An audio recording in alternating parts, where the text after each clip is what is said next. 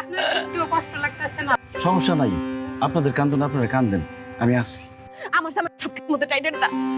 আপনারা আমার মন লেগে কাঁদেন বই, কাঁদেন, একটু দোয়া করে। আপা তুমি খালি কত দুলাভাই কাঁদতো না।